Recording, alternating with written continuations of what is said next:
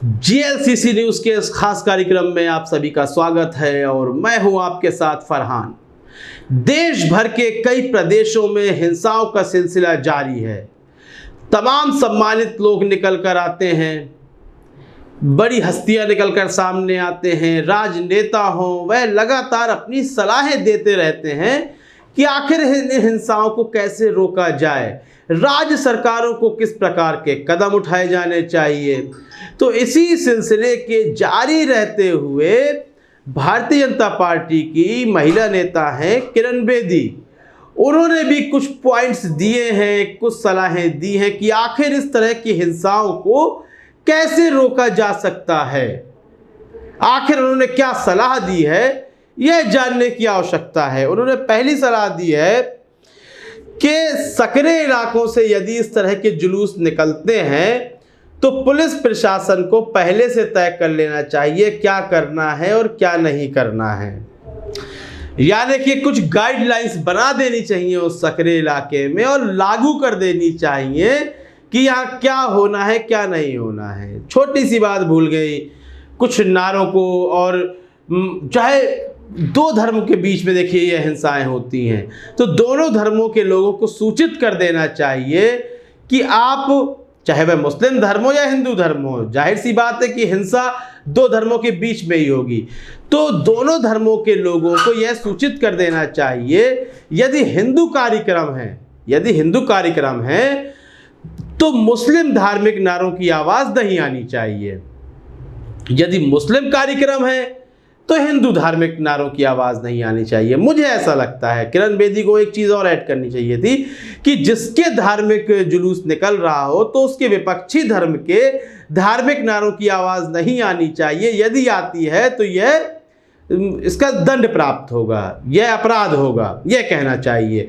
और कोई भी ऐसा नारा नहीं लगाया जाना चाहिए कि जिसमें किसी दूसरे धर्म को हानि हो रही हो, नुकसान हो रहा हो। तो एक ये अच्छा पॉइंट उन्होंने कहा, लेकिन इस पॉइंट में यह दो बातें और जोड़नी चाहिए थी कि जिस धर्म की रैली जा रही हो केवल उसी धर्म का नारा लगेगा। यदि हिंदू धर्म की रैली जा रही है तो अल्लाह अकबर का नारा बिल्कुल सुनाई न दे, यह उस वक्त अपराध होगा। और यदि मुस्लिम रैली जा रही है तो जय श्री राम या कोई नारा ना लगे, यह भी अपराध होगा। तो मुझे लगता है शायद इससे कहीं ना कहीं हिंसा रोकी जा सकती है, क्योंकि जो विपक्षी नारा लगता है उसको लेकर एक भड़काव पैदा हो जाता है।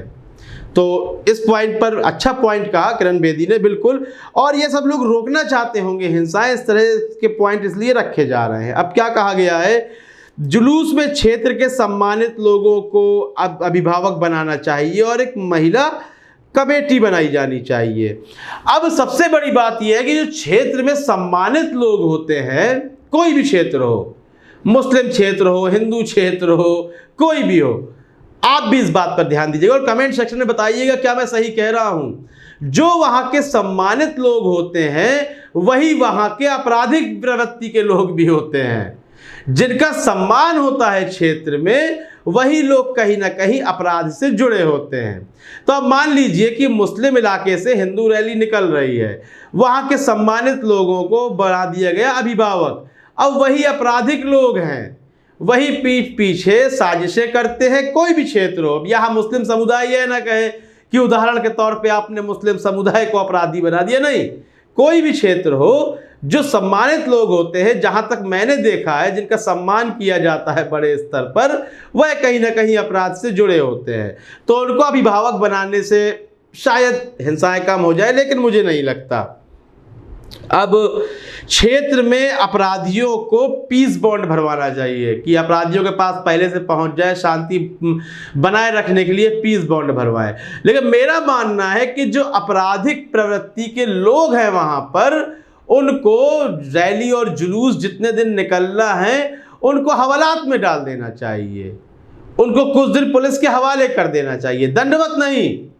एक घटना में कुछ वहां पर जुलूस में कोई घटना घटित ना हो जाए तो आपराधिक प्रवृत्ति के लोगों को पुलिस के हवाले कर देना चाहिए कुछ समय तक। लेकिन जो आप कह रही है कि सम्मानित लोगों को अभिभावक बनाना चाहिए, वही आपराधिक लोग हैं, उन्हीं से आपको पीस बॉन्ड भरवाना पड़ेगा जिनको आप अभिभावक बनाने की बात कर रही हैं, और उन्हीं को पुलिस के हवाले कर दें तब ज़्यादा मुझे लगता है बेहतर रहेगा, क्योंकि दंगे और ये झड़प आम आदमी नहीं करवाता है, वही सम्मानित लोग जो आपराधिक प्रवृत्ति के होते हैं, बाहुबली होते हैं, वही लोगों को पैसा देकर, हथियार देकर, पत्थर ईंट देकर, डंडे देकर भड़काने का कार्य करते हैं, जिससे कुछ छोटे मोटे आपराधिक प्रवृत्ति के लोग इस घटना को अंजाम दे देते हैं। तो यहाँ पर थोड़ा सा गड़बड़ है कि आप जो सम्मानित लोगों की बात कर रही हैं, मेरे नज़र में वही आपराधिक लोग हैं।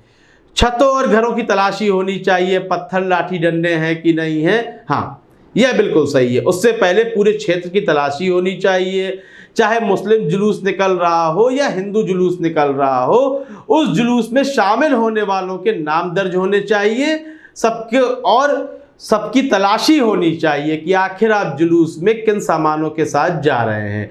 जो कमेटी होती है उस पर यह कार्यभार सौंपा जाना चाहिए, और यदि जुलूस के दौरान या फिर जुलूस के दौरान उस क्षेत्र में किसी के पास हथियार, पत्थर, डंडे, लाठी निकल आते हैं, तो जो उस कमेटी के प्रमुख हैं उन पर उचित कार्रवाई होनी चाहिए। मेरे अनुसार लाइसेंसी हथियार जमा करवाएं।